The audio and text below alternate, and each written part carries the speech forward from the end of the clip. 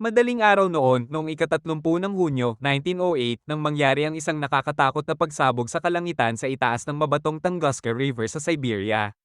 Nag-iwan ito ng 80 milyong mga puno na patag, at ang apektadong teritoryo ay higit sa 820 square miles. Libo-libong tao sa loob ng 900 milya ang nakaranas ng pangyayari sa Tunguska, at nang maglaon, nakolekta ng mga mananaliksik ang higit sa 700 mga account. Karamihan sa mga ulat ay nagbanggit na ito ay parang isang bolang apoy sa kalangitan. Ito ay kumikinang na parang pangalawang araw. Nagsalita rin ng mga tao tungkol sa sunod-sunod na pagsabog na nagdulot ng mga nakakatakot na tunog. Pagkaraan ng ilang oras, nagsimulang manginig ang lupa dahil, ayon sa ilang saksi, bumukas ng husto ang lupa at nagsimulang mahulog ang lahat sa kailaliman. Ganun ba talaga ang nangyari? Ang mga siyentipiko ay hindi 100% sigurado.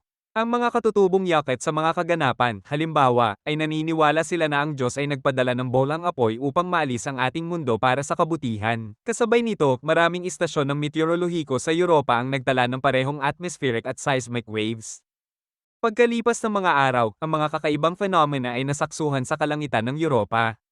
Ang mga iyon ay kumikinang na ulap, makulay na paglubog ng araw, at kahit isang mahinang luminescence sa gabi.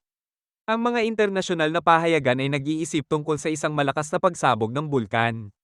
Naisip ng ilang siyentipiko na maaaring ito ay isang epekto sa kosmiko. Sa kasamaang palad, mahirap ma-access ang rehiyon kung saan naganap ang kaganapan, na pumipigil sa karagdagang pagsisiyasat sa siyensya. Noong 1921, naging interesado ang mineralogist na si Leonid Kulik sa kwentong ito matapos basahin ng isang artikulo sa pahayagan na nagsasabing nakita ng mga pasahero ng Trans-Siberian Railway ang epekto. May mga sinasabi pa na ang ilan sa kanila ay nagawang hawakan ng mainit pa ring meteorite. Pumunta si Kulik sa lungsod ng Kansk. Doon, pinag-aralan niya ang mga ulat tungkol sa kaganapan, lahat ng kanyang mahahanap sa lokal na archive, pamloloko pala ang kwento tungkol sa nakita ng mga pasahero ng tren tungkol sa meteorite. Pero hindi sumuko si Kulik at ang kanyang team.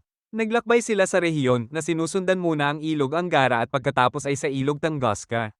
Pagkatapos, noong ika-13 ng Abril taong 1927, natuklasan ng mga mananaliksik ang isang malaking lugar na puno ng mga nabubulok na troso. Ang ilang napakalakas na kagubatan ay tiyak na nagpatag sa kanila. Nakagugulat, tanging sa epicenter lamang ng pagsabog, sa kagubatan ng Tunguska, nakatayo pa rin ang ilang mga sunog na puno. Ngunit ang pinaka-nakakalito ay na kahit na matapos ang paggalugad sa buong lugar, ang koponan ay walang nakitang impact crater o anumang meteor material. Kaya noong taglagas ng 1927, inilathala ang ulat ni Kulik sa iba't ibang pambansa at internasyonal na mga papel.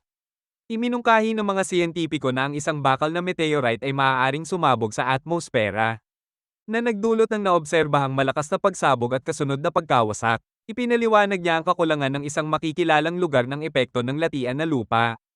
Maaaring masyadong malambot ang lupa para manatili ang impact crater. Kaya sa kabila ng kakulangan ng pisikal na katibayan, tinawag ni Kulik ang kaganapan na Filomenovo meteorite. Follow for Part 2.